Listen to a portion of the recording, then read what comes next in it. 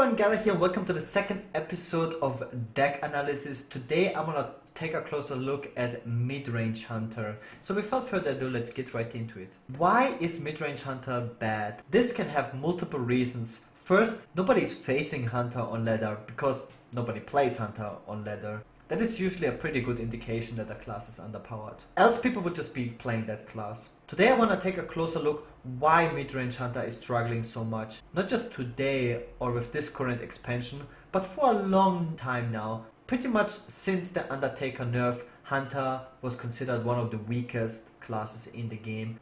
And in this expansion it is kind of on an all-time low, and Hunter is, in my opinion, the weakest class in the game. So why is that? First, I want to take a closer look at the basic and the classic set. I took my time at evaluating the power level of the basic and classic cards.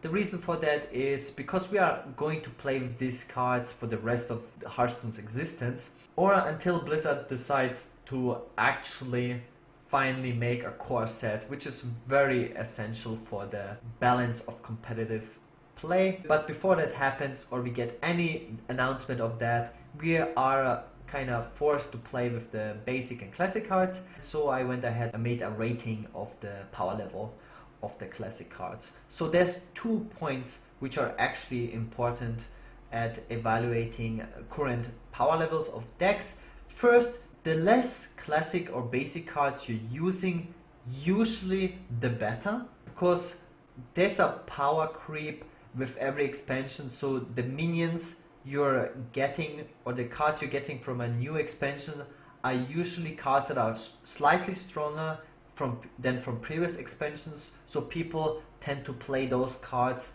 and replace previously played cards. And the very first expansion is the classic set. Understandably, if you play less cards from the classic and base set, that is usually a good indication for having a strong deck.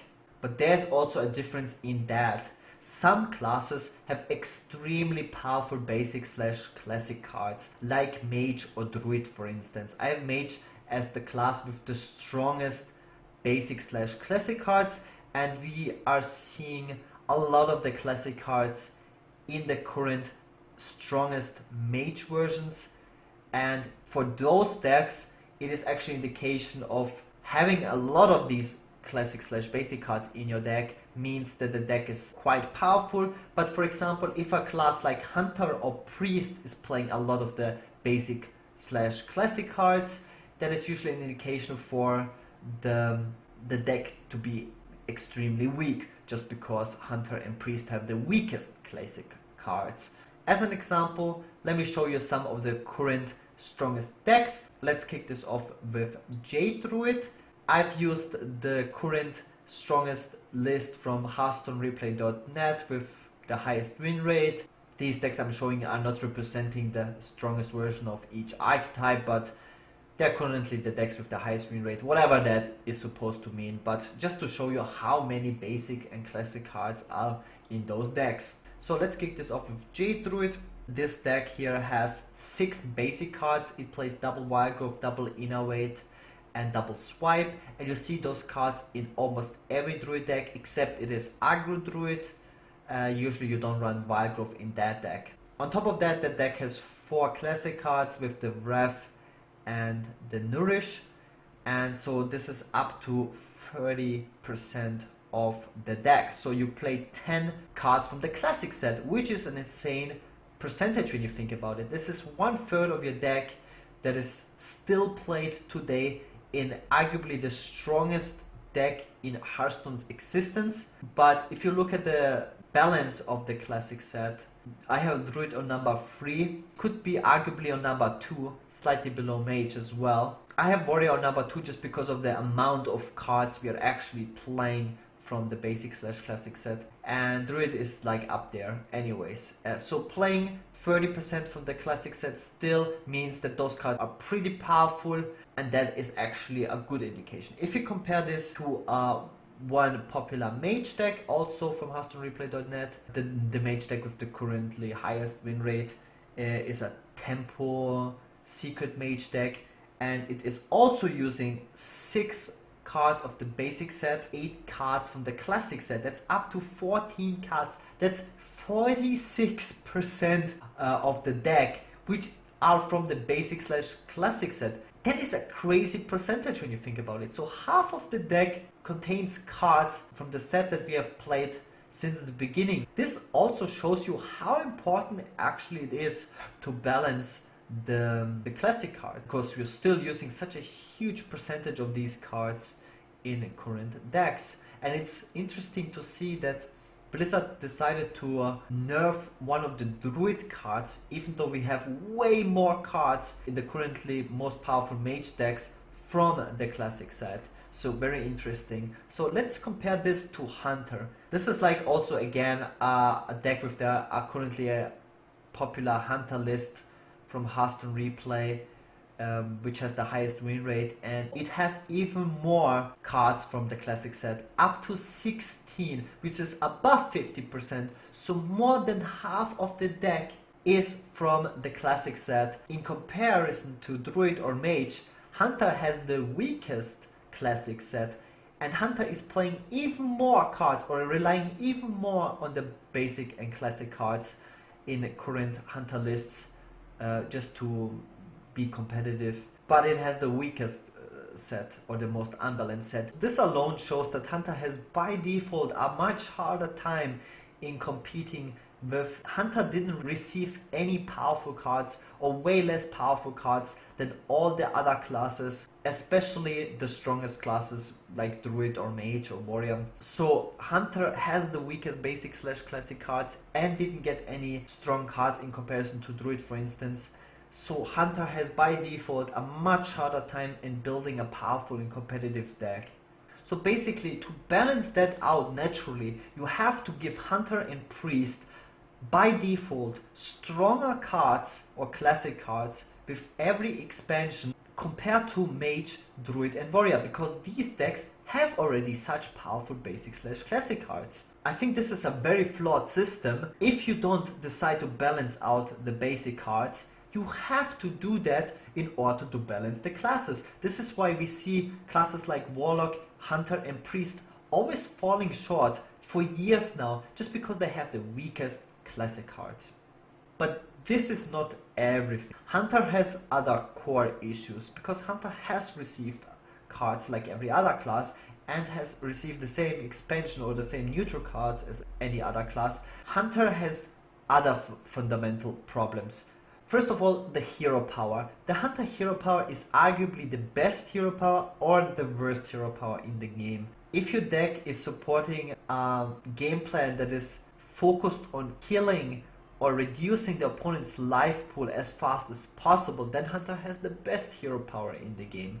But if you're trying to build a Hunter deck that is focused on controlling the board, having a late game plan, then Hunter has the worst hero power in the game. So Hunter is currently still one of the classes that relies the most on the classic cards. Hunter has received mainly control cards in the previous expansion, especially in this current expansion, but the basic cards are absolutely not supporting this playstyle. The way how Hunter was originally designed was to be like a mid-range or slash aggressive class. By the way, what I forgot to mention is not just that Hunter is using around up to 16 cards out of the classic set. 2 of those cards got nerfed with the Unleash the Hounds and the Eagle Hombo. So Hunter is on top of it even weaker. The problem is, if you focus on Hunter being an aggressive class or a mid-rangey class when you design the classic or basic cards, and you midway transition into trying to make Hunter being a control class. I want to use this word carefully, because Hunter never had a reliable or viable control deck existing. This is at least how it looks like what they're trying to do with Hunter in the future, to make it like a controlish deck. But so here are the issues. So Hunter has one of the worst basic cards, and the way how the basic cards were still implemented is for a mid-range slash aggressive playstyle, and Hunter hasn't gotten any cards recently on the past year or so which is supporting that playstyle. and a lot of the cards that Hunter had left, like the quick shot for example, rotated out. So we're left with a class that still wants to go for a mid-range or aggressive game plan, but we haven't gotten any support from the class cards from the new sets. So we're kind of relying on the neutral cards. Neutral cards are not very powerful. Usually the best cards from every expansion are the class specific cards, and Hunter is only getting class specific cards for a control playstyle, but the class is not designed in its core with the hero power, with the basic set, to be a control class. This is just not gonna work out, except Hunter gets super broken control class cards. So this is like the fundamental issue with the class. So I want to finish this off with talking about the possibilities of Hunter. What can Hunter do? How is Hunter played right now in the best decks? What is Hunter lacking, and what is Hunter especially struggling with? So first of all, Hunter is still a curve deck. The most successful Hunter lists are still playing the same playstyle as the original Midrange Hunter. You're still playing cards like the Savannah Hymen, the Eagle Hombo, Animal Companion. But the biggest problem Hunter has right now, back in the days, Hunter had the strongest 1-drops in the game with the Undertaker. It is okay if Hunter has the strongest 1-drop and 2-drop. Hunter has no board clears or any comeback mechanic, so Hunter relies more than any other class on curving out and seizing the board from the beginning. So the way how Hunter is played is optimally you go first and you hit your 1-drop and you have a stronger 1-drop than your opponent, and then you go from there, you play your 2-drop, your 3-drop and so forth. And Hunter curves out till turn 6 with the Savannah Hymen, and usually that was the strongest minion and you should win the game with that minion. And after that you should run out of resources because Hunter has no card draw, Hunter has no healing, Hunter has clear weaknesses, and Hunter has no board control if you lose the board at any point during that process from turn 1 till up to turn 6. So Hunter now is struggling a lot from the beginning. Hunter doesn't have the strongest 1-drop in the game, which is in my opinion one of the biggest issues with Hunter right now.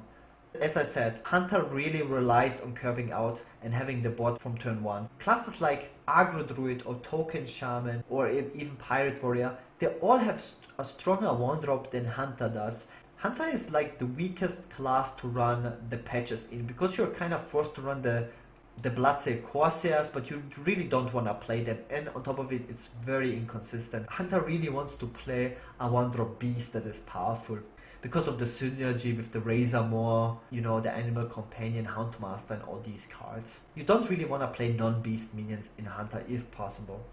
So if you're not playing the patches, you have by default just weaker 1-drops. So you're behind on board from turn 1, and this is really not what Hunter wants to be. Hunter really relies on going first. Hunter is by default weaker if you are on the coin, except you have very powerful 2-drops, and then you want to just coin the 2-drop into another powerful 2-drop. Back in the days you had the Mad Scientist, which was obviously very powerful, but Hunter really relied on having such powerful early game just to compete with the other classes.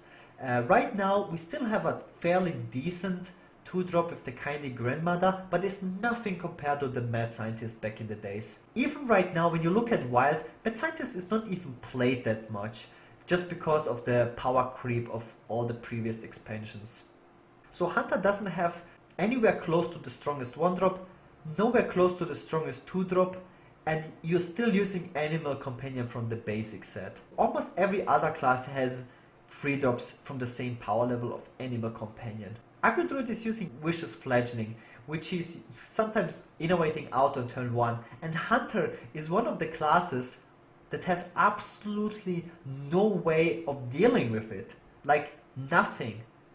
Eagle Hombo is the fastest way for a Hunter to respond a Vicious Fledgling, but it is a 3-mana weapon. The fastest way to get it out would be on the coin on turn 2. You would still leave your opponent 1 free attack of the Vicious Fledgling, and this could already lose you the game.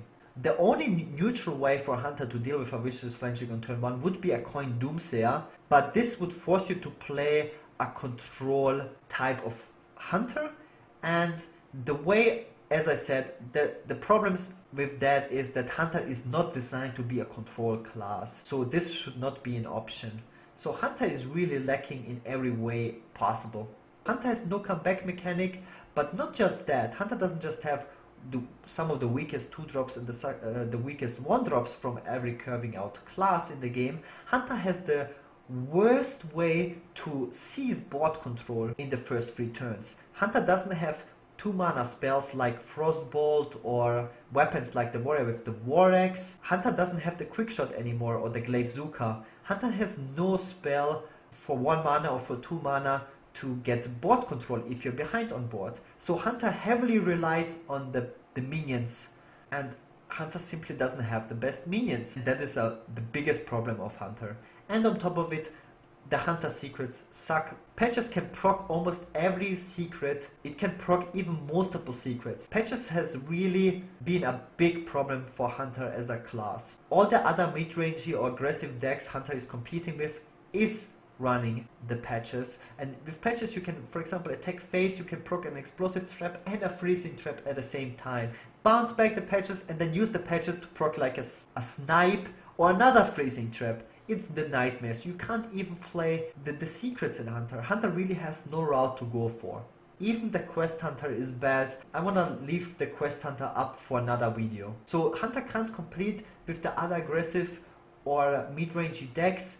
But not just that, the control decks have access to the Jade mechanic, and this makes Hunter's removal even worse, because Jades usually put 2 minions on the board every time you play a Jade card, like the Aya or the Jade Spirit, Jade Behemoth and cards like that. So cards like Deadly Shot become even worse than they already are. So Hunter is extremely bad at controlling the board, gaining the board with spells or with minions.